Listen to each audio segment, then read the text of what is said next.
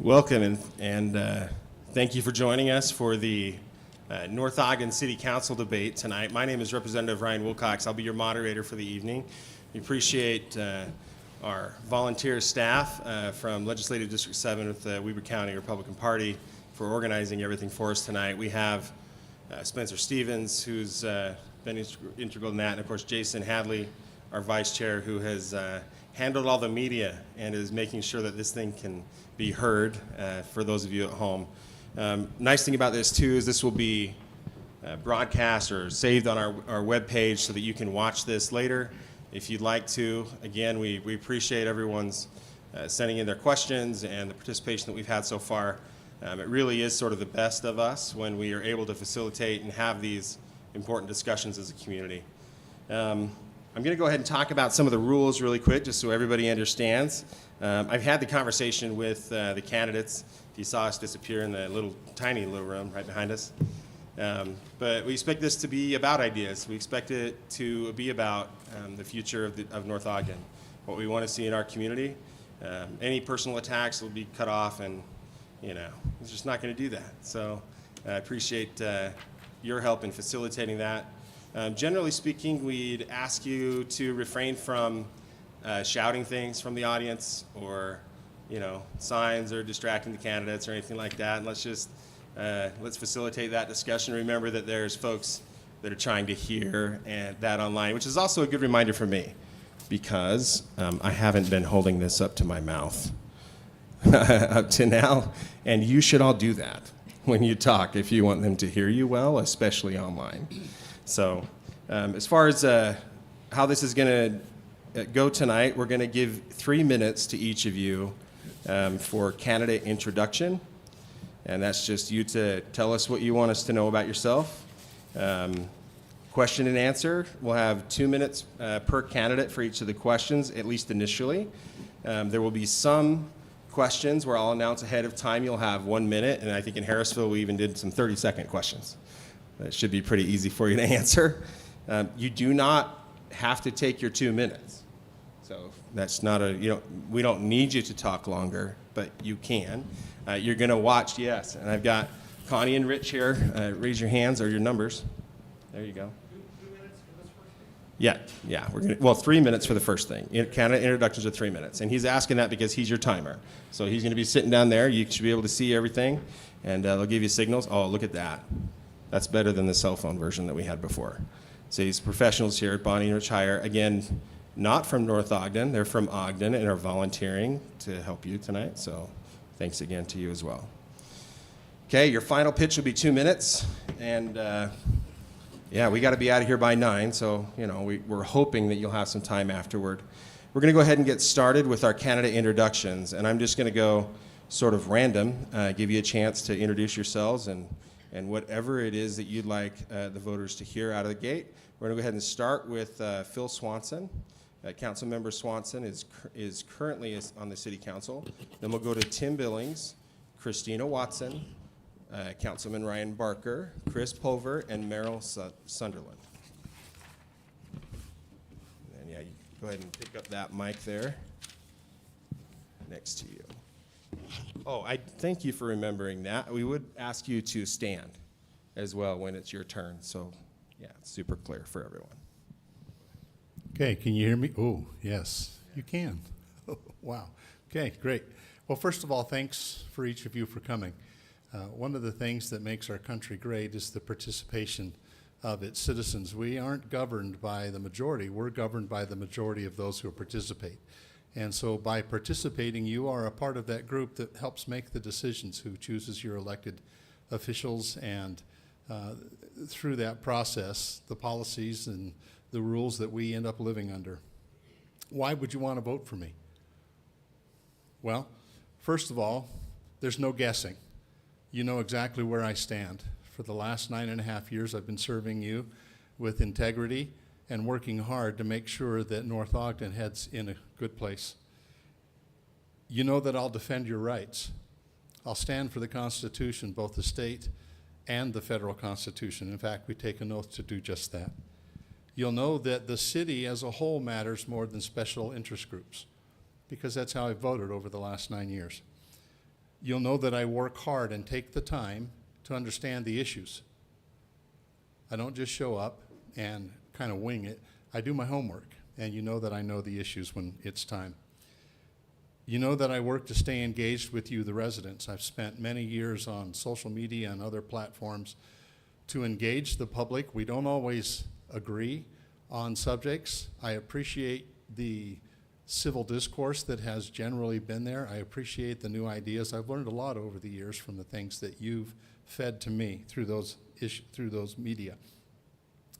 You know that I'm eager to have the debates, the hard conversations, to make the difficult decisions. This isn't an easy job.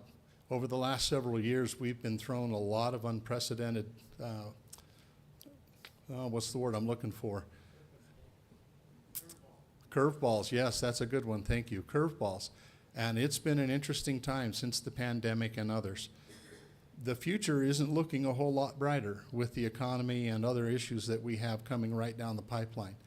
Now isn't a time for guessing. Now is a time for a steady hand, a hand that you know is going to do the work so that they understand the issues, somebody who's willing to make the hard decisions when hard decisions are necessary.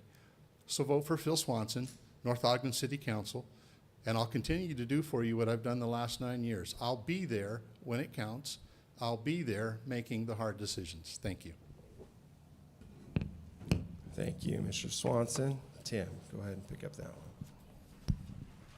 Hey, good evening, and thank you all again for coming. I'd like to echo those words of Phil. I appreciate each of you taking your time, taking your energies and being here.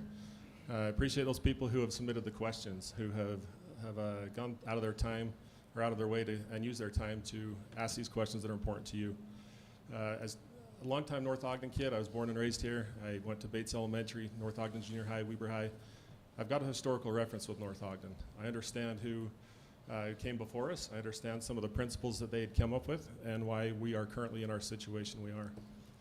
I want to look out for those people. I want to protect those historical references that I've just given, the people that set the path before us, and I also want to set that path for the future generation coming behind us. If I get elected as a city council member, I would go to work. Absolutely show up. That's the one thing that I hear frequently from people is that I show up. I don't have all the answers. I don't know all of the decisions and the processes, but I will show up and I'll learn those things and I'll go to work for you. Some of the things that are important to me have been echoed by some of the others that I've communicated with in the city, and hopefully those questions will come up and we'll have a chance to answer those. But again, I'm Tim Billings, and I would hope for your vote. Thank you. Thank you, Tim. Christina.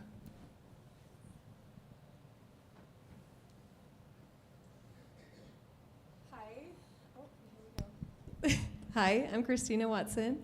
Glad to be here, and thanks again for everyone here and who's watching online as well. I love to meet and hear of situations and people who are trying to take an active role to make that educated vote. Just wanted to introduce myself a little bit. I don't know some of you here or online. My background is in mechanical engineering. Right now, I'm a stay-at-home mom. I have 5 kids, ranging in age from 6 to 15, so I'm kind of right in the thick of my parenting and raising a family. I really care about and love that this city is a family-friendly environment and safe and a great place to live. I love being involved. I love that right now I have the opportunity and the time to be able to volunteer in as many ways as I can. So I serve in a lot of ways throughout the city. I am a chairman on the Parks and Trails Committee here in North Ogden, and we do service projects around town. I am on the General Plan Advisory Committee, so we helped to rewrite the future plan for zoning for our city. That was just approved in the spring. So that was really eye-opening and learning for me experience.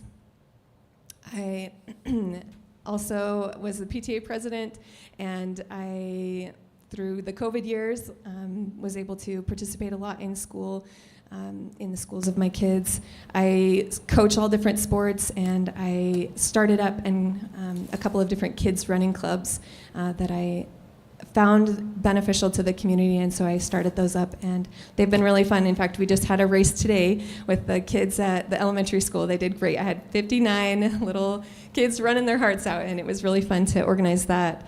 I love being involved. I love getting to know great people, and I have really appreciated the time and the opportunity I've been able to do that so far, and I would love to continue to do that and serve on the city council.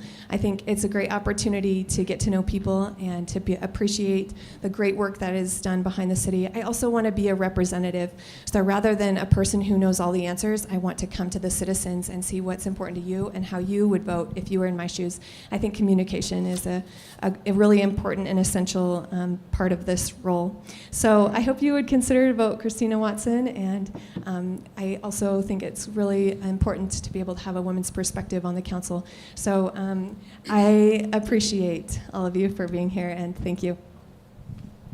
Thank you, Christina. Ryan, Councilmember Barker. All right, I'm Ryan Barker. I'm one of the few of the Barker families here in North Ogden. Born and raised, along with most of my family, we do not move far away, and I actually think that's a blessing. We've been here for a long time, and you know we're not going anywhere, so we have a vested interest in what happens with North Ogden City. Like Councilman Swanson, you know what I stand for. I've been on the council now for about 5.5 years. If you don't know my opinion or my viewpoints, then you should just watch a council meeting, because I speak short and I right to the point. Speaking of council meetings, I think I have the most debate with Councilman Swanson on our council meetings. I encourage that. I think it's a great thing when council comes together and actually has debates and we don't all just agree. So it's a great idea that we can actually have discussion and discord. I work for the fire department, so I live, work, everything is in North Ogden. I have the opportunity, the unique opportunity, that while I'm at work, I actually have the opportunity to visit our city staff. And that's actually what I think is the most important, is nothing that the council can do, it really makes a difference if we don't keep our staff employed, happy, and give them what they need. And so I actually have the opportunity to visit our staff almost on a daily basis and make sure that they have the tools that they need to keep doing their jobs, make sure our streets are in a semi-good condition, make sure our water's flowing, make sure the sewer's flowing, make sure everything's moving. And I relish that opportunity to interact with our staff members. If you don't know who I am, just watch our council meetings, you'll learn who I am. I'm Ryan Barker. Thank you, Ryan. Chris. Hello, Chris Pulver. Been in Utah since '96. I moved out here as part of the military. I graduated from the Air Force Academy with an aeronautical degree, and my last tour was out here, and then continued building missiles through Northrop, and moved to North Ogden in 2001, and I've been here ever since. It's a great town. City has grown, and that's part of the problems that I think a lot of people understand, is the growing problems that we face. My involvement with city started about more than a year ago now, helping a neighbor, I don't say fight an ordinance, but get an ordinance changed that would help everybody else. And we did that, and as I continued through, going through every single city council meeting and planning commission and audit committee, in some meetings and a lot of meetings, I'm the oldest citizens there. So I guess one word that you would call me is engaged. Really, and then part of this past spring, we had a citizen budget committee that went through and line by line, hundreds of man hours, we went through the city budget, looking for what everybody keeps calling fat. And we'll go into that later. But I got to learn a lot of people, meet every single department head, looking at learning from some of the city staff, very smart people. Point out one person, Scott Hess, city planner, learned a lot from him on the side, trying to understand and did understand that zoning is a huge thing that we need to follow and stay part of, especially when we go through the progress that we have. It's going to be a big thing, especially with some of the revenue streams and the expenditures that we have coming. It's going to be something very important. Through my career, I did a whole bunch of management through big problems and programs $40 million programs that I was basically responsible for both cost and schedule. I have a whole bunch of experience with government in general, still continue that, and I still continue to go to every last planning commission meeting that we had. I was the only citizen there. So it's one of those things that I enjoy doing, understanding and learning. One of the biggest things that is hard, as a lot of people have said, is the fact that engaging the public. So that's one of the biggest things I want to do, and keep talking with people. One of the biggest things I want to do is make sure I've hit over 1,200 doors so far and learned a lot from individual people. Just consider me as your candidate. Vote for Bulver. Thank you. Thank you, Chris. Merrill. I'm waiting. Oh, No, okay. he's got you. You're good. Hi, I'm Merrill Sunderland. During the last several minutes, as we listened to the other 5 candidates, we heard a bunch of impressive things. One thing I just heard from several of you are there are great people here. I really believe that firmly. That's why we live here. But I will be part of the new blood on the city council. Or maybe it's just old blood, new position. I'm not quite sure what that means. I'm a retired aerospace engineer. I've worked on big aircraft. I have flown small aircraft. I have been a risk manager for a major aircraft development. And managing risks is significantly a part of what is happening in city government. Lived here since 1982, 2006, and then for the last 3 years. We raised our children in North Ogden. I like to ski, I like to snowmobile.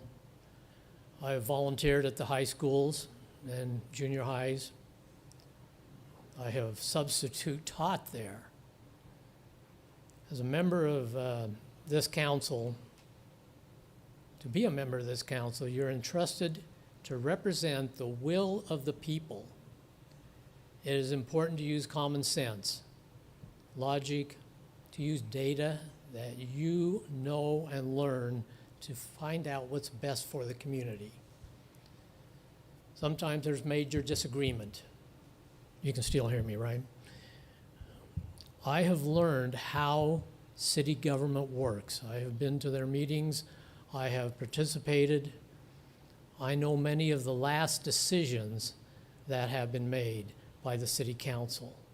I understand that. I have several things I will promote as a city councilor. And since the time is out, we'll get to hear about that in some of the next questions that are asked. Thank you. Remember Merrill Sunderland. You still got 20 seconds, Merrill, if you want to keep going. All right. Okay, thank you to each of you. As you can tell, we do have a great slate of candidates here, and that's always best case scenario for us. We have a series of questions here, and I'm going to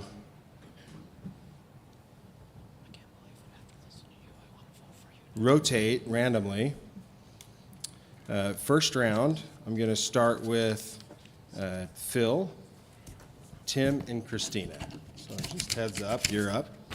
And we've got enough questions. We don't have all night to do this. So how this is going to work is we're going to divide up the questions that have been sent in. And they don't know which ones are going to be asked when, but 3 of them are going to answer each of those questions. And so rather than asking every candidate every question, we're going to try to get a good picture, general picture, and then give them a chance to answer. The first question that we have tonight, question 16. The cost of living is a concern for many. What measures will you take to manage and possibly reduce tax burden on residents, particularly during challenging economic times, while adhering to conservative fiscal principles? And this is Phil first. Go ahead.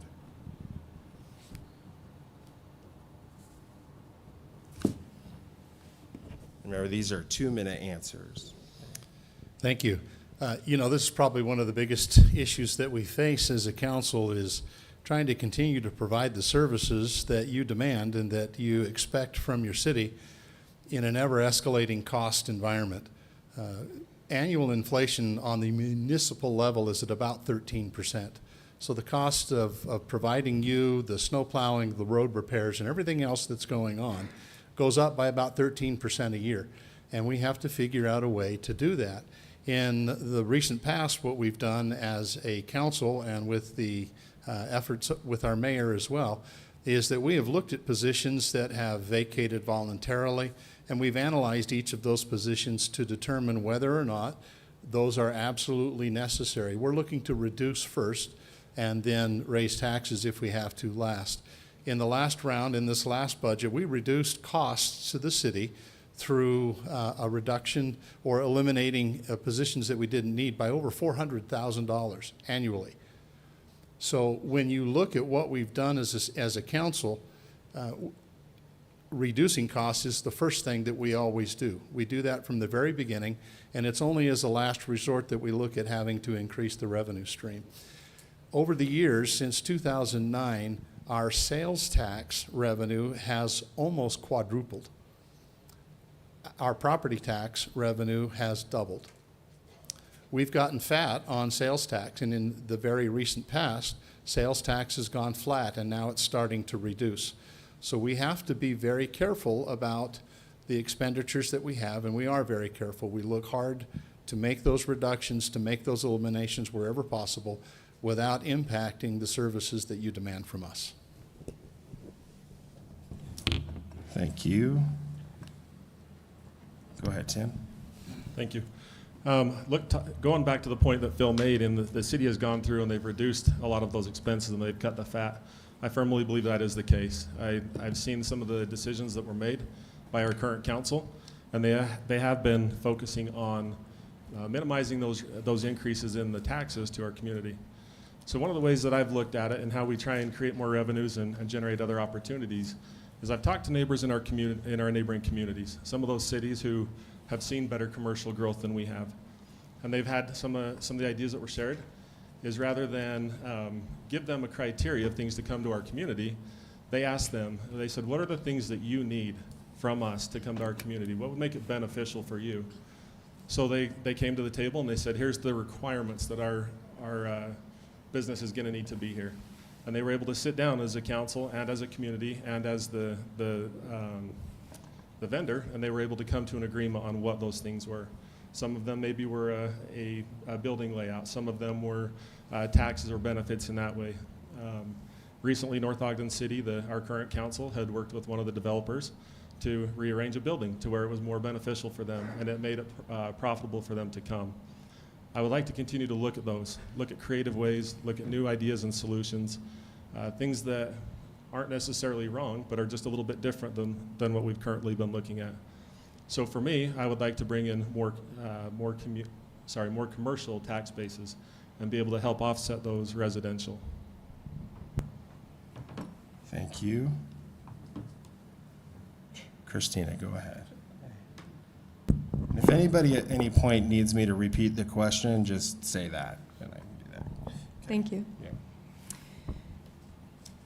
So when I served as a PTA president, this was during the COVID years, right after the shutdown, we had a little bit of a challenge because we had to come up with quite a bit of money for the next couple of years without any face-to-face communication. So we had to think outside the box and get very creative, and I had a great team working with me, and we were able to provide fundraiser opportunities that worked during COVID. We thought outside the box, we created new opportunities, started new trends.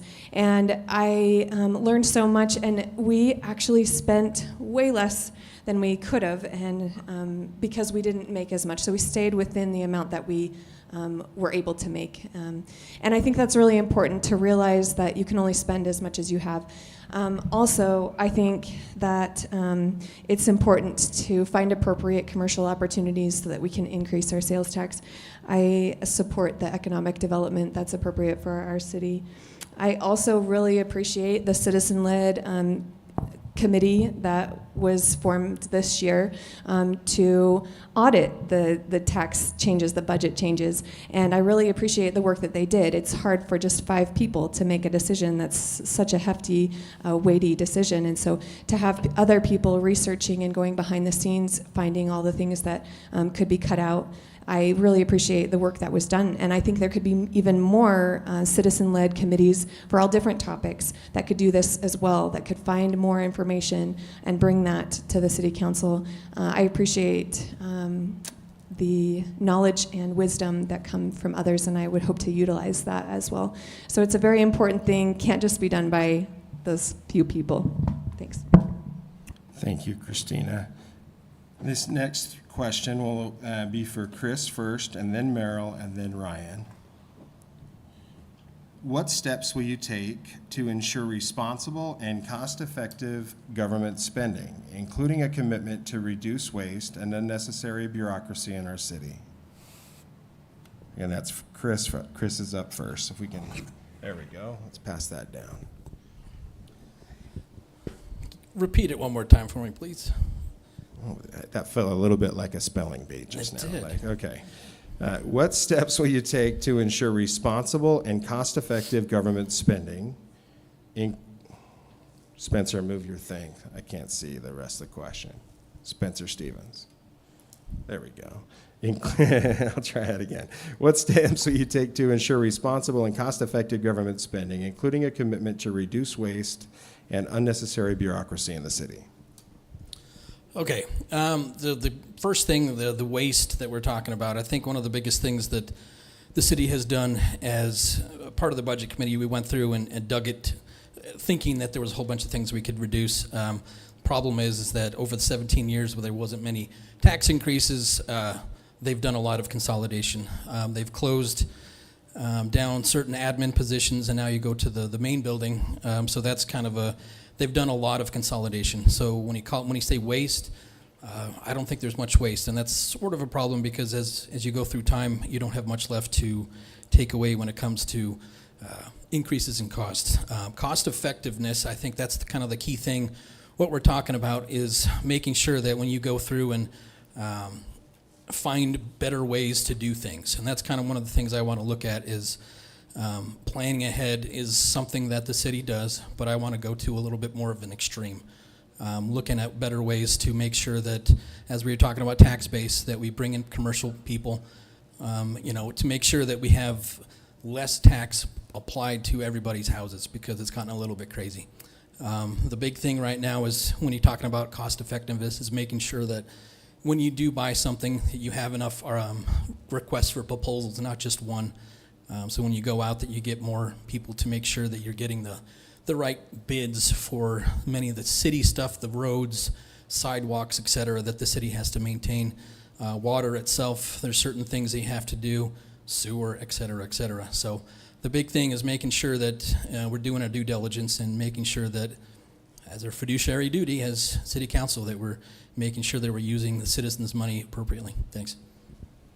Thank you. Merrill, go ahead. Okay, before I forget, what really bothers me about a common thing that cities do, I'm not pointing at this city, but it is common. When a bond or loan is paid off, instead of bringing that back to us, it goes on to the next needed bonding. That really bothers me. Question, steps to reduce, be cost-effective government, responsible government spending. I have watched this present city council do a very good job of working the challenge. Phil Swanson mentioned part of that. Good review he made. There are things that still should be done to assure that there is less increases, and looking at each of the important departments of this city to assure that the spending is required and important for safety needs, not helpful to increase or make that particular department more happy.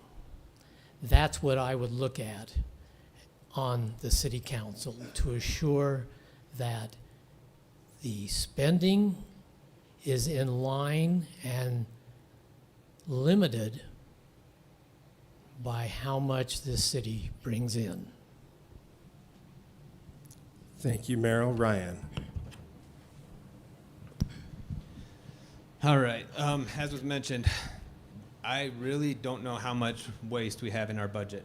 As one of the things Mayor Berube set up when he was mayor is he appointed each council member to be a liaison with each individual department.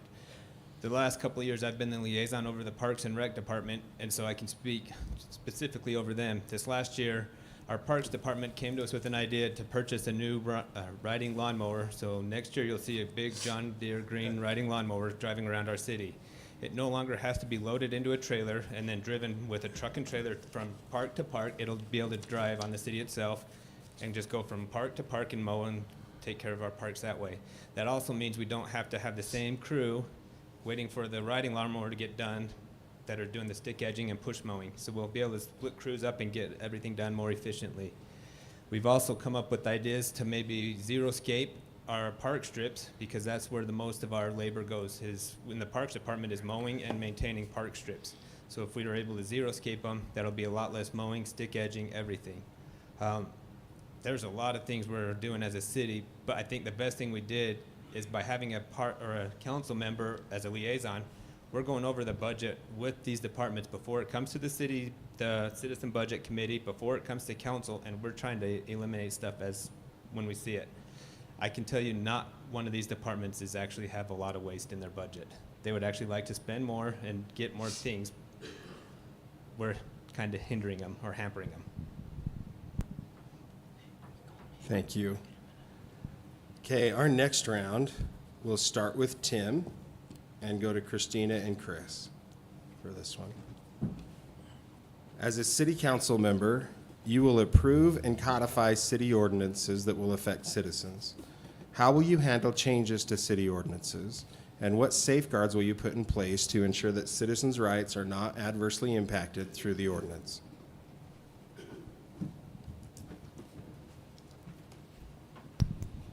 Thanks, Ryan. That's a challenging question because we have landowner rights. Each individual has the opportunity to govern their own property. They have the opportunity to sell those rights, if you would, and sell that property and be able to be developed. So when we have ordinances in place, those ordinances are set to govern the entire community so that we have uniformity, so that what one resident can do with their property is the same as what everybody else can do, which is a challenge because then you're infringing on people's rights to do as they choose. So again, I don't always have all the right answers, but for me, I would look at what makes the most sense for the entire community. What would make a better program as a whole, to where if I wanted to do something with my yard or my property, it made sense that other people would have that same opportunity. So for me, I would look at the greater whole. What are we trying to accomplish by either safeguarding those current, what's the word? Current rights. Sorry, go ahead. Current rights. The ordinance, thank you, my mind went blank.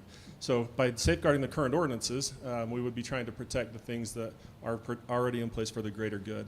If we're going to look at changing those, we would want to make sure that that was also for the entire community. It wouldn't serve one person or one neighborhood, but it would serve the entire community to stay uniform and keep North Ogden the way that it has been. Thank you. Christina, go ahead.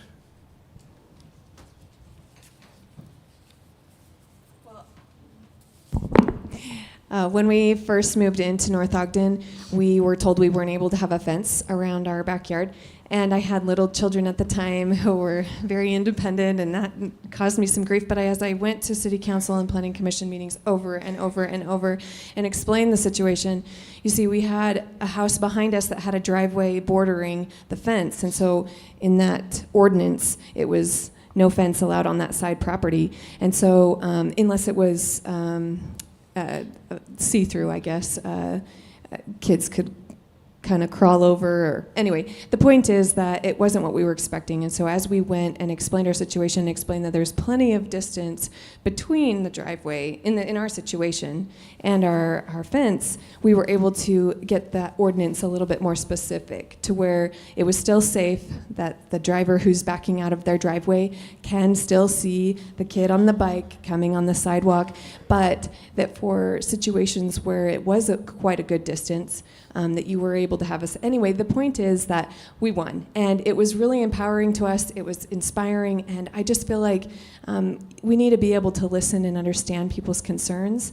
As long as it's not harming other citizens, we need to be able to be a listening ear and understand and support where people are coming from.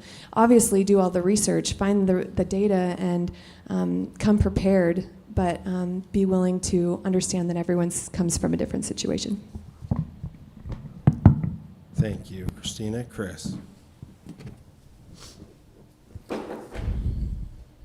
So the biggest thing is balancing ordinances and land rights.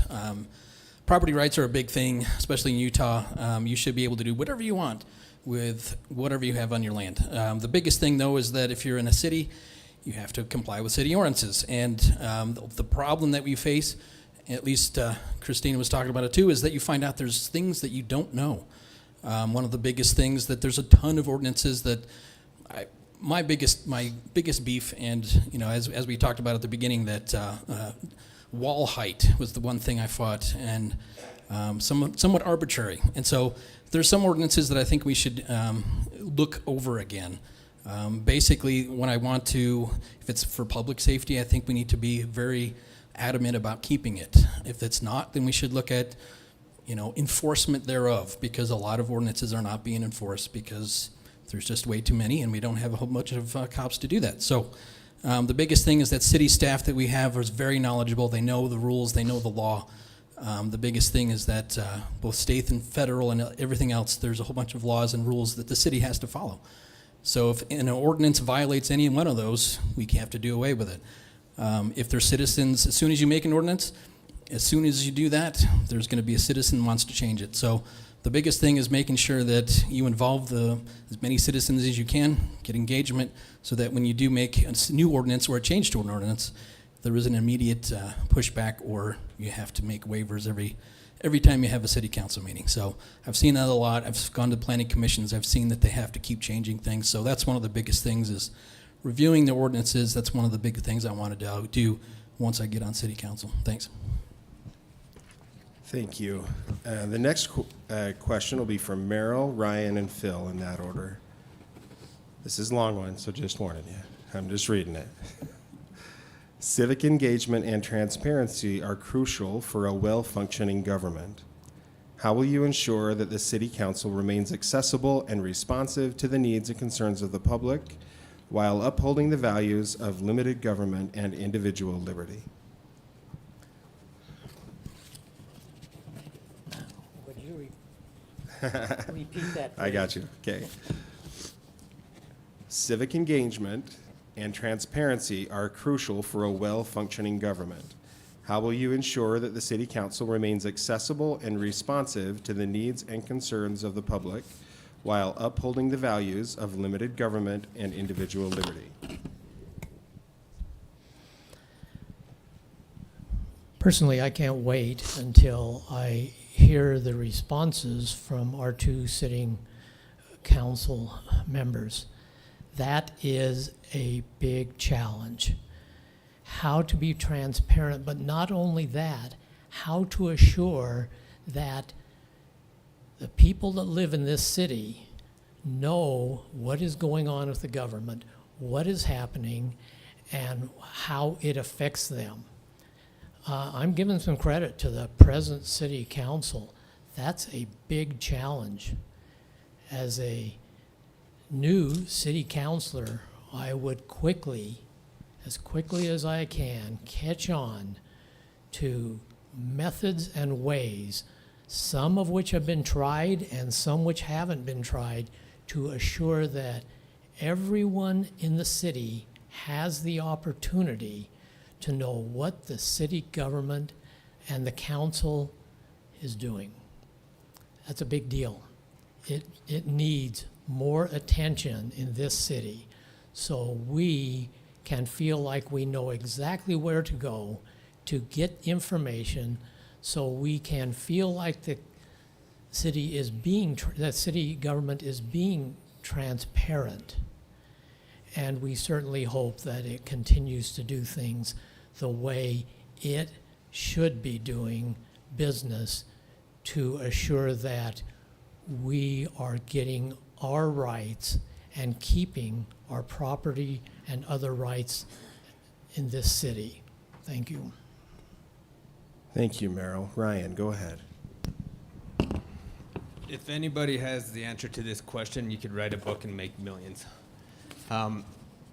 As a city council, we strive to do the best to be as transparent as possible. When I was first appointed on the council, this was one of the questions that was asked of me, is how can we be more transparent? And I think, in my response, was then, and it's still the same, it's all in the eye of the beholder. As a council, we are striving to be transparent. We have a couple council members that are active on social media. I'm not one of them. If you see me on social media, there's something wrong, it's not me. But we also have the option as council that you can email all of us, and we have some that respond quicker than others as well. I'm not a quick responder, but we will respond. We respond, we try to engage our citizens in a timely manner. Our city manager, he puts in the North Ogden Connection a brief update of every city council meeting. It's online, the video's online, the minutes are online, but how do we get that to you? We're struggling to find the answer. How do we make sure that it's all accessible to the public? We're doing everything we can. We'd like to know more of how can we help you. I know we need to update our city website page. We've heard that. We're working on it. But it's all, everything costs money, and it's all, what do you guys want to pay for? And if you would let us know, I'm sure we'd be happy to do it. Thank you, Ryan. Phil, go ahead. This is a great question, and as Ryan intimated, it's probably one of the more difficult things we do as council members, is trying to get information. You can make it as available as you want to, and in as many different methods as you want to, but unless the public is willing to access that, the information goes unknown. One of the hallmarks of my service has been engagement with the community. Christina mentioned a minute ago when there was an ordinance that was preventing them from having a fence. Who was the council member that she was on the phone with trying to get it changed? It was me. Who was the council member that was at her house figuring out, hey, this can be different and there is a difference here? It was me. When Chris was having a problem with the wall height, who was the council member going around the city telling Scott Hess and other staff members that our 8-foot height wall, random number, is a wrong wall? And there are walls all over the city that violate that ordinance that weren't being tasked or troubled in the way that Chris and his neighbor were. It was me. So when it comes to engagement, I'm your council member who's been on Facebook for the last 6 years, taking your questions, answering, putting out the posts, making sure that you understand what's coming as best as I possibly can. It's been me. Who's been on the phone with you when you don't understand? It's been me. I epitomize trying to be engaged with the community. Facebook, I won't say the S word that sounds like a duck, but it does. I don't like being on it. It's hard, and there are times where I spend as much as 20 hours in a given week answering questions. It takes a lot of my personal time to stay engaged, but I've committed to do that. I've done it for the last half dozen years, and I'll continue to do it if I'm elected. Elect me as your city council member, and you can guarantee that at least one of us will continue to be engaged with you. Thank you. Thank you, Phil. Okay, our next round, we'll start with Chris. go to Phil, and then Merrill. Promoting a business-friendly environment is essential. How will you ensure that our city attracts investment and encourages entrepreneurship, creating opportunities for our residents?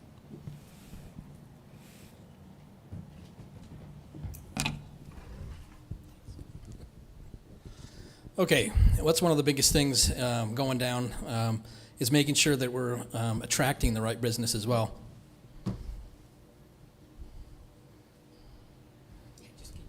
I know I could keep talking for another 45 minutes, but the clock, there you go. Okay, so basically the zoning is a big part of it, is to encourage a certain, do you want manufacturing plants? Do you want big housing developments? You know, that's all of a big thing about what zoning is, and knowing that and understanding that is a big part of it. Encouraging businesses to come is working with developers. It's understanding what the current need is, trying to figure out exactly, talking to citizens. Hey, maybe a breakfast place would be great. That would be, you know, a lot of the things that I've been getting feedback from at the 1,000+ doors I've knocked on. Some people that have never seen a city councilman since they've lived here 30 years ago. So it's one of those things that I've kind of knocked down some places that have never been talked to before. And one of the things is understanding a lot about what the city wants. And then when working through the developers and understanding and teaming with them, kind of like what Pleasant View did, is making sure that the right businesses come and you give them right incentives. But the key thing is understanding what, do we need another storage unit on Washington Boulevard? I don't think many people would say yes to that, but the city council did. So, but the biggest thing here is making sure that when you make sure that you want your tax base increased, not your property tax increased. So that's one of the biggest things, is making sure development is along the corridor on 2600 as well as on Washington down farther south is managed correctly so that we get tax base that's correct. Thanks. Thank you. Go ahead, Phil. Yeah, economic development is an interesting one, mainly because it's market-driven. The city does not tell or disallow businesses to come in. We have a lot of sugar-oriented businesses in our community. However, when one of our local residents, the Brenchleys, opened Nana's Sugar Shack just recently, the city council didn't overstep its constitutional bounds and tell her we have too many sugar-oriented businesses in our community. She found a willing tenant, a willing landowner to lease her the building, and she used her constitutional right to open a business that right now is very successful. Do I personally think that we ought to have more sugar places in North Ogden? No, but that's not my decision as a council member, right? It's your constitutional right. If you can open a business and it's an allowed business, we legally cannot tell you no. If you're in a zone and that zone says you can have a sugar business, you can have a sugar business. It's market driven. It is not government's role to step into industry and tell industry and a city what will and will not fail. We do not pick winners and losers. When it comes to businesses coming into the city, everybody and anybody who's worked in economic development understands that major businesses, sit-down restaurants and the like that we would want here in our city, have formularies. They have algorithms that they follow, mathematical models that tell them yes or no. A number of years ago, when Smith's said they were closing down their old store, the new Smith's Marketplace said, it doesn't pencil for us to build a new marketplace in North Ogden City. We sat down as a council and with Mayor Taylor and we said, we've got to have them here.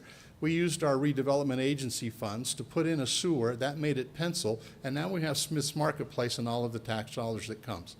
I'll make good, wise decisions as I have in the past with economic development. Thank you, Phil. Merrill? Thank you.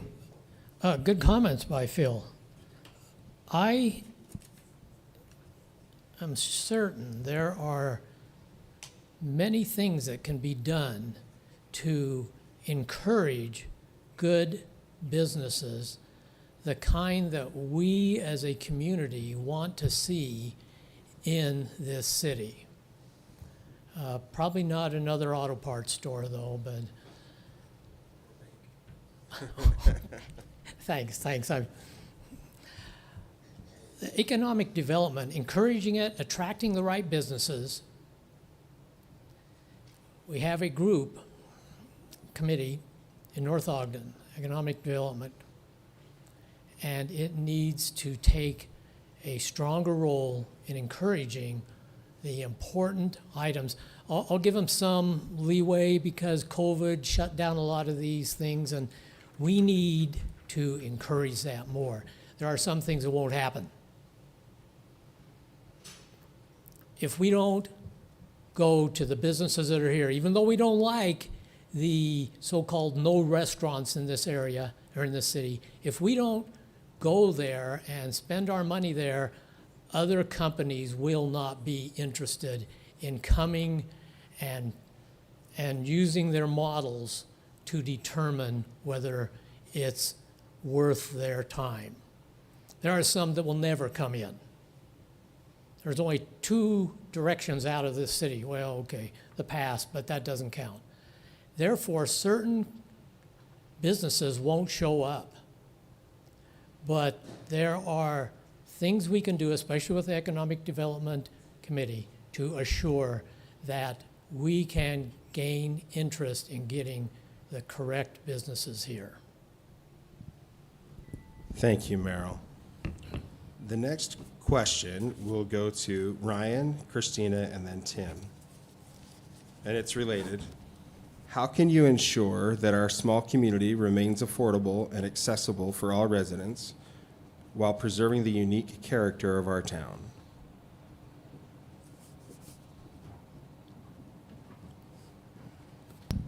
That's the whole question? That's the whole thing. All right. These are not my questions. yeah. I'll tell you when I get to mine. Go ahead. Okay, so how do we ensure affordability? Again, that's a market-driven approach. Some of the steps we took as council is when I first got married, we moved into a basement apartment in North Ogden in one of my friend's homes. And within 2 or 3 months, we were kicked out because it wasn't allowed in North Ogden City to live in a basement apartment in that area. It is now allowed to have a basement apartment everywhere in North Ogden City, and that was not a North Ogden City statute. That actually came from our legislature that says you will allow this to happen. Different types of housing promote affordability. Townhomes and apartments are not just affordable housing. We have approved a subdivision right over here by Lee's that is going to be single-family homes, but they're going to be smaller than what we are used to building, where you put more in and puts them closer together, but it might make it more affordable. Different types of housing and promoting every type of housing is what makes affordability, not just picking and choosing 1 or 2 different styles. Thank you. Hey, Christina is next. Yeah, there you go.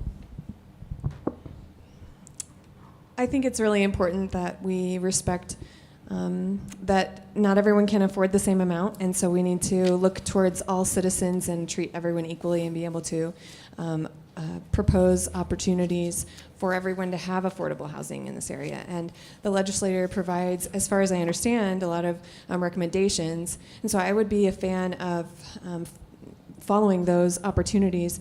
Does that mean that we're going to have skyscraper apartments on every corner? I don't think so. I think we can be creative and think of ways where we can provide different opportunities at low cost. I love that North Ogden has a unique character, and I absolutely want to preserve that.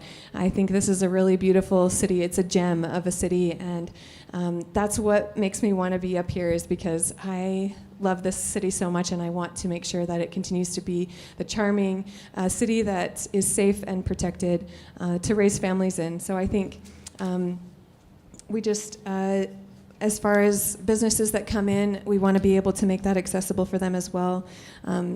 Be really willing to understand where they're coming from, developers, and work with them instead of putting up too high of expectations that scare them off. So I think working really quickly with anyone who comes in and trying to develop would be a really important aspect as well. So in that way, the more opportunities that we have come into our city, then the more affordability that we'll have, supply and demand, right? So hopefully we can build our community in the right ways so that we can encourage developers to come. We can also provide many different opportunities to keep things at low cost and affordability. Thank you, Christina. Go ahead, Tim.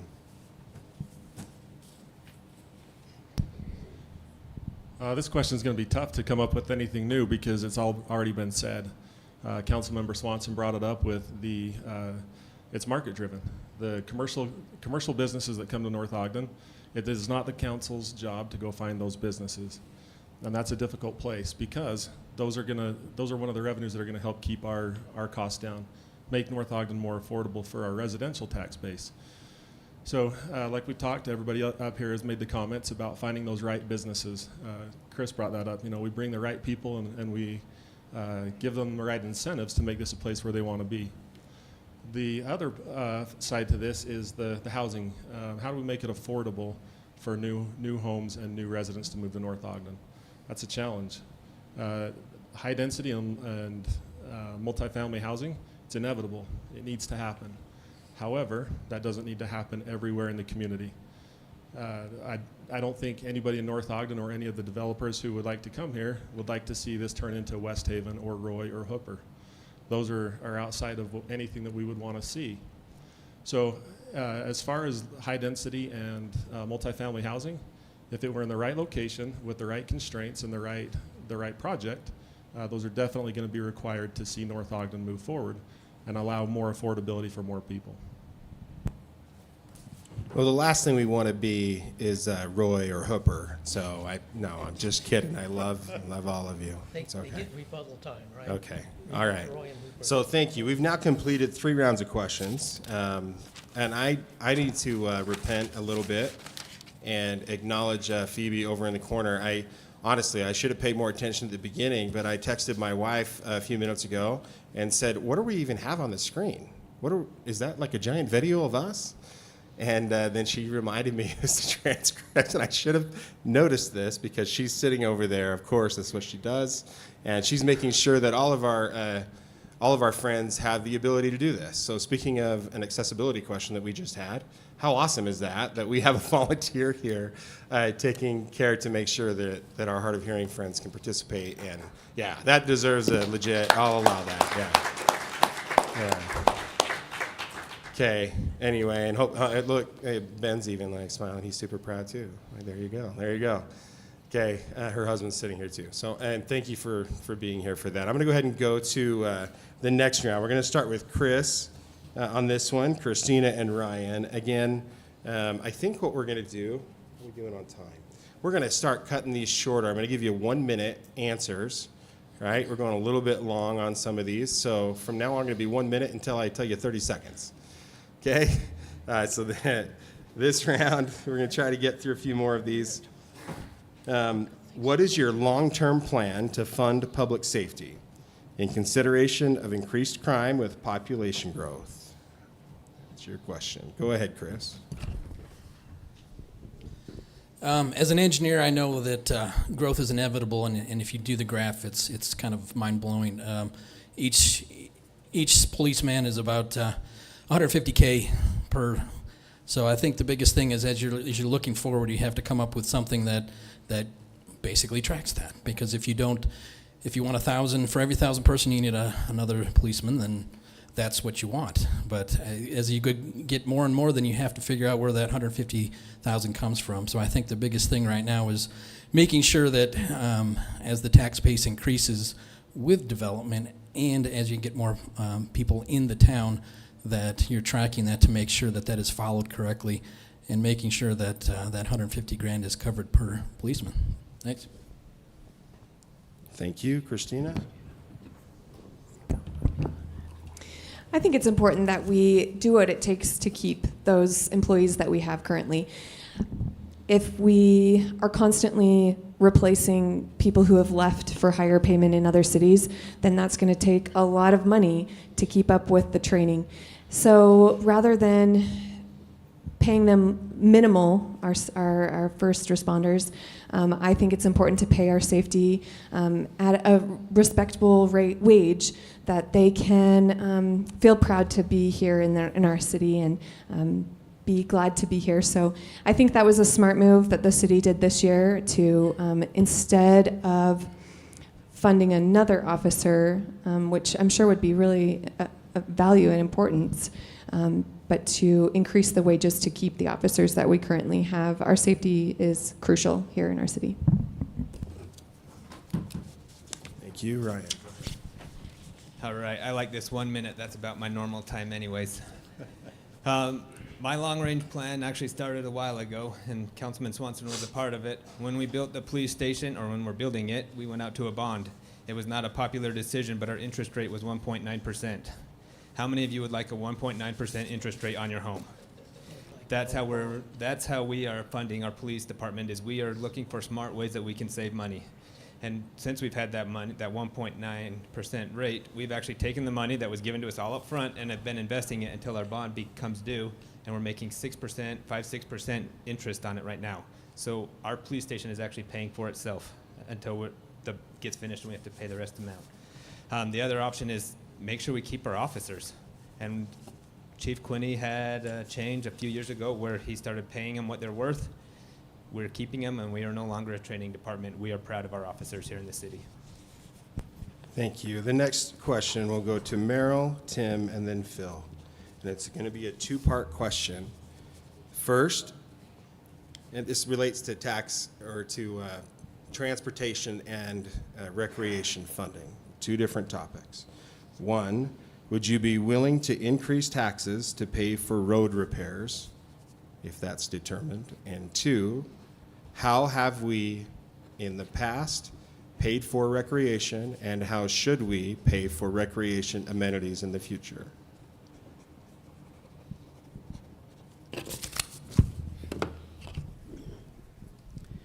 There's a lot of things that should be said on this subject, but with 52 seconds, I'm going to say only this. Transportation, roads, and public safety are some of the most important things that the city does. And yes, I am not saying there should never be bonding, but I have stated in the past, bonding or paying by the city loaning needs to be put in front of the people in the city before the city council does bonding. Recreation fees are adjusted and evaluated continuously by the city and the recreation department. That will need to continue. Thank you. Thank you, Tim. Taxes is a tough one, right? And raising taxes for any purpose is difficult. I've got my mother lives in North Ogden. She's on a retired and a fixed income. So for me to raise her taxes would be hard. When taxes go up, her income doesn't come up. So how do we improve those roads, and how do we make sure that we're maintaining North Ogden and the opportunities we have to drive around? It needs to happen. Our roads aren't going to fix themselves. So do we have a tax increase? Maybe at a very minimal rate. What does that look like? That would have to be based on the current number of roads that need to be repaired, the difficulty and the extent of those repairs, and possibly looking at a bond. Those are both options. As far as our recreation program, I've been involved in recreation my whole life, as are my boys, and there's a pay to play. I want my boys to be involved. I have to pay for their opportunities. So as far as North Ogden having to foot those bills and those fees, I feel like those fees should be put up by the people who are using them and utilizing those opportunities. Thank you. Go ahead, Okay, Phil. going to have to talk fast on this one. Transportation, a number of years ago, we instituted a transportation utility fee. It was $3 a month per household. There was a court down in the southeast that determined that that was a tax and not a fee, and it was illegal in that state. Out of an abundance of caution, we changed that fee to a tax here in North Ogden. The first year, we refunded over $100,000 back to the residents on your utility bills. I'm all for having a utility transportation fee because it dedicates the money to roads and it doesn't go into the general fund where it can be absconded and used for other things. So if you're willing to do that, just call me, let me know, and I'm happy to push it for you. As far as recreation goes, it is not government's place to compete with the private market. There are swimming pools, racquetball courts, tennis courts, basketball courts, and weight gyms and things like that that are available on the private market. You, the taxpayer, should not be paying to make my membership cheaper. And that's how I feel about it. Thank you. This round, we'll start with Merrill and go to Christina. It should have been a 2-minute. I'm cramming them in. Merrill, Christina, and Phil. Okay, North Ogden is out of balance with residential and commercial property taxes. Would you support commercial development to help balance the tax? Or how would you support? Go ahead. Merrill. Just to buy some more time, I have no idea what that question is. Would you please repeat it? North Ogden is out of balance with residential and commercial property taxes. Would you support commercial development to help balance the tax? In other words, there's too much pressure on the residential side right now. Thank you. That's a fairly simple question for me. I don't have all the answers for all the subjects here that are brought up, but I certainly do know how to find out, and I also know what it takes to determine what the right direction is. We do not want added burden on residences. Nobody does. It's been brought up here several times that there is a need sometimes to add funding that comes from our pockets. But to answer that, I am certain I would be able to determine what needs to happen and take into account the factors involved and make a rational decision. Thank you. Thank you. Christina, go ahead. Well, the more commercial opportunities that we can recruit and bring into our city, the lower our property taxes will be. So I guess the less they will have to be raised. So I would definitely be a proponent for economic development. I think, sure, maybe it's not the job of the city council to go out and find those opportunities and bring them here.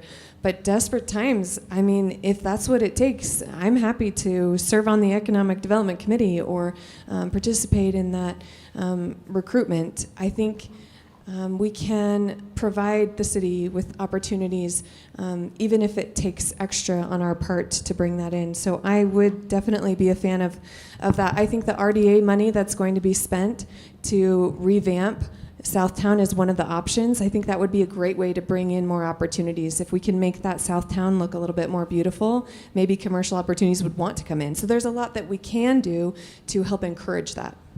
Thanks. I mean, that was like right up to the 10th of a second. That was awesome. Go, Phil. Yeah. Okay, economic development. There's a lot of things that the city can do, most things the city can't do. As far as promoting businesses to come, the city's been going to the retailer show down in Las Vegas for about the last 7-8 years.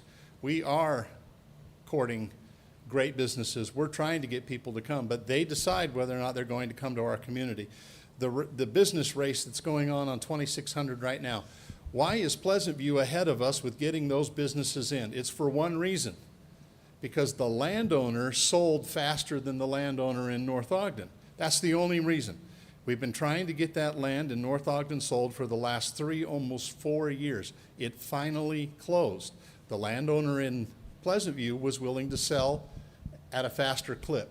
That's why the development happened. You'll see development coming to that southwest corner very quickly now that the land has finally been sold and closed on. Thank you. We'll start with Tim and then go to Ryan and Chris. Are you okay spending RDA money, this is Redevelopment Authority money, tax increment spending, to improve private or commercial property that the landowner is unwilling to maintain or improve themselves?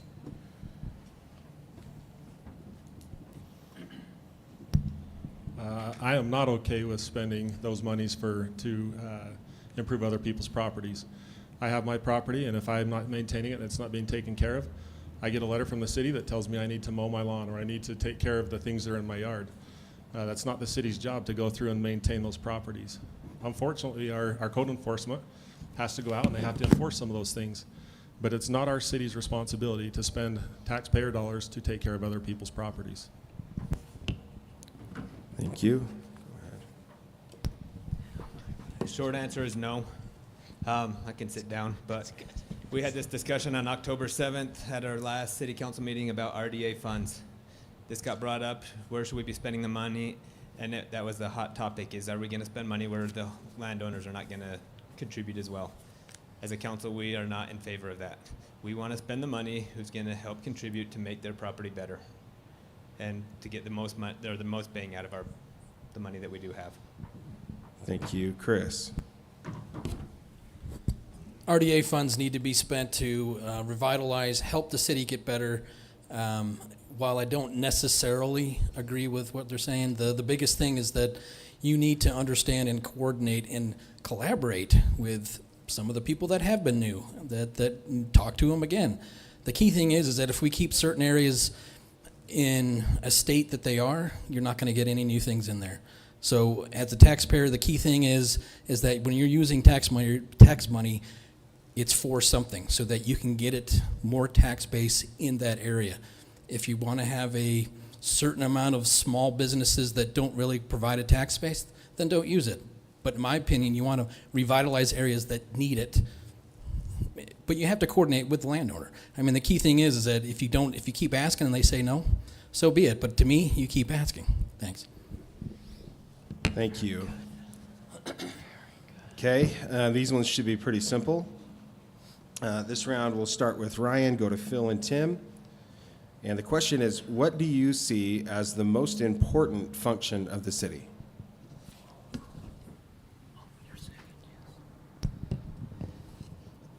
The most important function of the city is to sustain our way of life, whether that's getting water to your homes, sewage away from your homes, the roads so that we can come and go, and I think our city's doing a great job of that. We are building a new water tank up off of 2100. That's going to be a 2 million gallon tank so that we can make sure we have a reservoir so when you need water, we have water. Our police are doing a great job of making sure our streets are safe.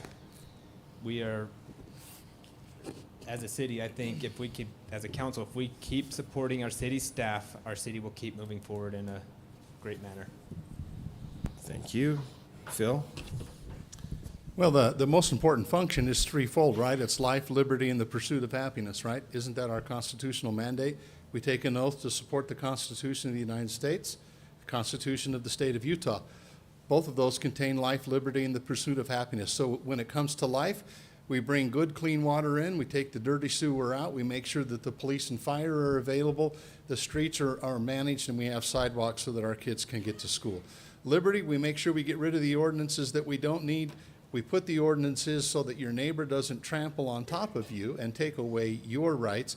And the pursuit of happiness is we provide the opportunity for you to pursue your happiness. We don't provide the happiness for you. We give you the opportunity to find your own happiness and to pursue that on your own. That's what we do as a city council. And Tim, most important function of the city. Very, very well said by both Ryan and Phil. I don't know that I can really say much more than that. For me, I'm going to put it very simply. I'm a simple man. Safety is the number one priority of the government and the community. And by that I mean both physical safety, that we have our first responders are taken care of, that they can protect our homes. I mean the safety of our health, meaning we have clean water and we have the sewer, the things that Phil had talked about and Ryan had talked about. So for me, safety is the very most critical function of the government, to protect the people who are here and make sure that we have a place to live where we come home and we have those opportunities to not be in fear of where we live. Okay. And Christina, Chris, and Merrill in this order. What is the number one thing you would change in North Ogden?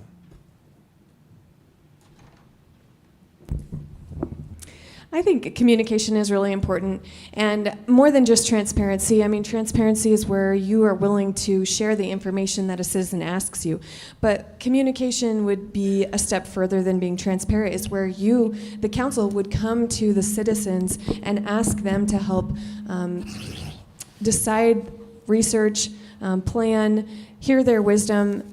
I think it's really important as a representative to represent people. So rather than just hearing the voices that come or the few voices that are the loudest, I think it's important to represent all of North Ogden. And that can be done as we continue to communicate openly. So maybe open more platforms, maybe send more emails, maybe reach out door to door or meet people in person.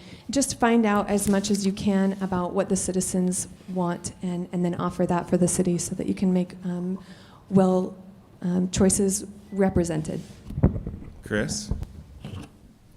One thing, that's the biggest thing, and there's a lot of things I'd like to do, but the biggest thing is making sure that our planning is updated. We were talking about the last really big change to our general plan was 2015. There might have been some changes since then, but that's the last big one. The big thing, and the reason I say that is because if you look at the parks map, the future parks, one of them is on my mother-in-law's house, little asterisks on her house, and then another one is on another house.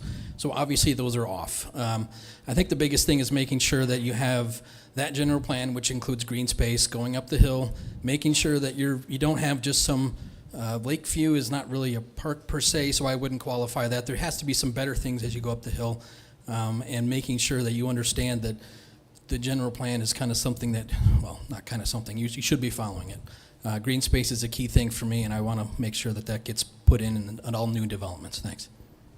And Merrill. I love this one. This is great. I come up with 3 things, probably 4, maybe 5. I now have one thing.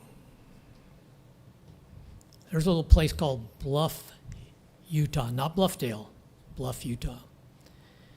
And during the eclipse, there was some things going on. And they have a bumper sticker or things, and it says, "Don't Moab my bluff." And I hope everybody knows what that means.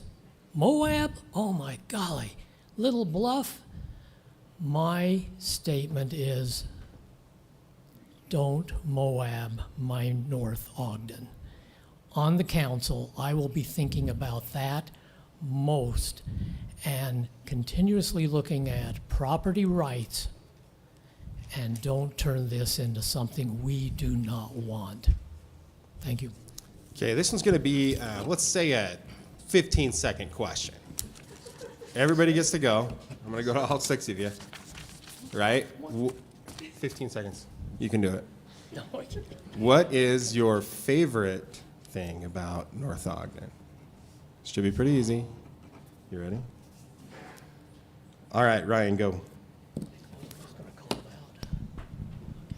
Favorite thing about North Ogden? Favorite aspect of living here? Yeah. The area around Fruitland Drive, Barker Farms, the Cold Springs Trout Farm, Barker Park, the green space.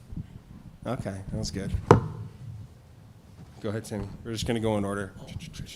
This one's not on the list. I love that we're tucked against the mountains. I love that we have a safe place to live. I love that we have a great community. Our schools are great. Our police department is strong. And I love that we have that opportunity to live in this little secluded corner of the world. Yeah. I love the community feel. I love the people.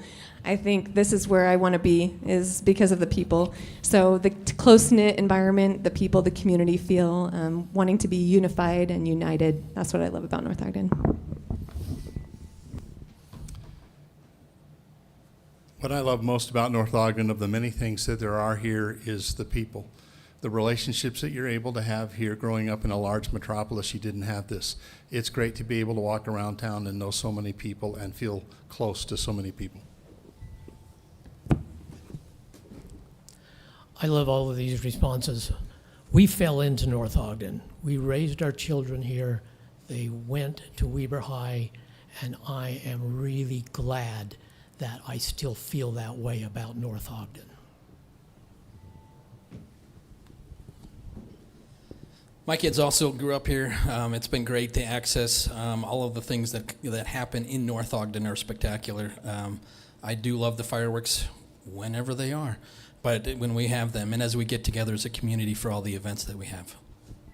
All right, that was pretty good. I think they all kept it under 15 seconds, and that was some good stuff. Okay, we're going to go to our final round. It's going to be your final pitch, and for this round, we're going to start with Chris. go to Christina, Ryan, then Merrill, Tim, and Phil. Remember the rules on this one, it's a 2-minute timer. And this is your final pitch. So I'll give you a chance to think about that just for a second. You know, Phil, I think it was, that referenced the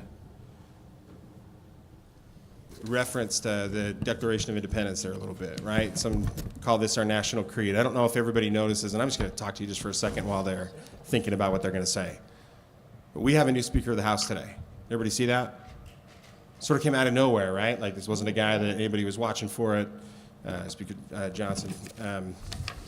And I watched his speech. Anybody catch his speech on the House floor, the first one? He hit this exact thing. Right? We have a national creed. We hold these truths to be self-evident that all men are created equal, right? All men, that they are endowed by their Creator with certain unalienable rights. They're not from government, they're not from city council or the legislature. They're from our Creator with certain unalienable rights, and that among these are life, liberty, and the pursuit of happiness. And that for this purpose, governments are instituted among men. That's why we have them. That was the deal out of the gate. That was the promise that we made. It's our national contract. That's why we swear that oath to the Constitution. That's why we required that of these guys. It's not just the Declaration, it's the Constitution that we require for every law enforcement officer, every city council member, every state legislator across the board. We exist to protect those rights primarily. Right? So think about that as we go through this. It was refreshing to hear that from the new speaker today out of the gate. I'm far more hopeful than I have been the last 3 weeks watching this little bit of a dysfunction, but I am optimistic that maybe this was a good thing in the long run. We'll see how it shakes out and see if they come together and actually pass a budget in a month. But with that on your minds, I'll go ahead and turn to the previously announced round. This is Chris first. Again, this is Chris Pulver, 2 minutes. Go ahead. As it was talking about to the Constitution, I've already done that with the military, swearing my life to defend the country, and I probably would did that for the city. But I'm outspoken. My opinions are I make my opinions known. I hold those to task and listen intently to smart people, especially on city staff, to make sure I understand the rules and regulation before I make any decision. The city has certain obligations to the citizens. The biggest is ensuring public safety, as we were talking about. But as noticed, it has become extremely difficult to maintain city staff, as we were talking about the police department as well. They see these issues, especially with employee retention. I want to make sure that we maintain the great city staff that we have. I've been personally seen city staff being cross-utilized across many departments, and maintain that the city is not fat. But as the city grows, we need to figure out with budget constraints as because inflation's not done yet. All this being said, I think it's paramount to have a vision for the city so the citizens understand why we have to make certain decisions. Being honest and transparent in all the city does is important to garner the trust of citizens. Maintaining the perspective of the individual taxpayer is crucial to avoid being swayed into a decision that may be tremendous impact down the road or disproportionately affect a certain segment of the population. If chosen to be on City Council, I pledge to maintain this vision, transparency, and perspective to earn the respect and the trust of this awesome city we all live in. Vote for Pulver. Thank you, Chris. Christina. This is Christina Watson. Thank you. Thanks so much again for all of you for coming. Glad you're here. I really appreciate the people, like I said, in this city, and they're inspiring, and I look up to them. I've loved living here and raising my children here. It's a great community. It's a gem of a community, and I would love to preserve this close-knit character that's here.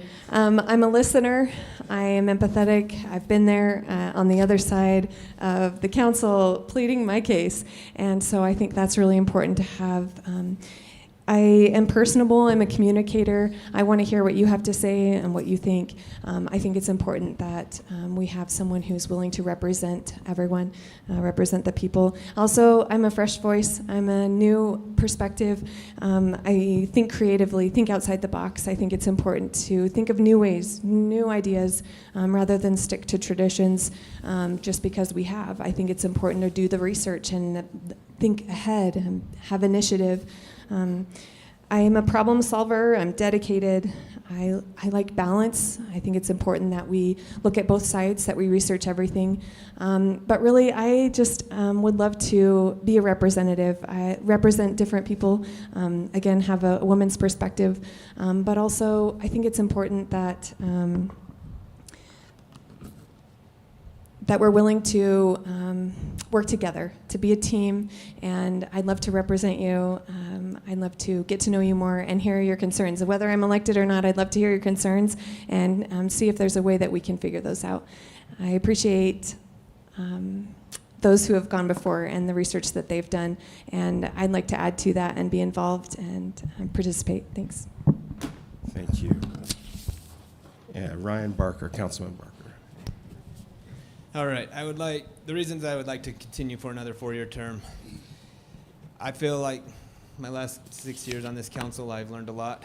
I've learned what our city staff needs. With my opportunity to work with the fire department here in North Ogden, I feel honored to be able to serve the community here. I have the opportunity to go into each one of our businesses and make sure they're all staying safe, so that when you guys go into businesses, they're safe for you to come out of. I have the opportunity to respond on every incident. No matter what the emergency is, I will probably be there. I know firsthand what you're dealing with because I will be there.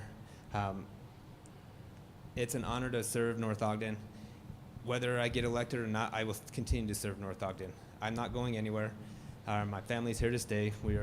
I want what's best for our city. Words just can't express why we want to serve. We want to serve because we want to help others. That's why we want to keep serving. Thank you. Okay, Merrill Sunderland. This is the conclusion, correct? That's your last pitch, yep. Who to vote for? 3 votes. Who's it going to be? Vote. The ballots are coming out. Ballots are out. They will be in our home soon. No. 30th. We will know, hopefully, because you have been here or listening in, who you should vote for. I am an experienced person. Oh my God, did I say old blood again? I know a lot of the issues in this city. If I am not familiar with an issue, I will make sure I understand it and get input from those who live here before I vote. I am happy to be a part of this. Please remember my name when you consider voting, and don't Moab my North Ogden. Thank you. Thank you. I'll give you still have time, but I should not have responded in the middle of yours if you want to take some more. Thank you very much. Oh, I get another 2 minutes. No. Yeah, I can, Thank 30 you. seconds. Thank you a lot. I don't have anything more to say. I could keep going down my list.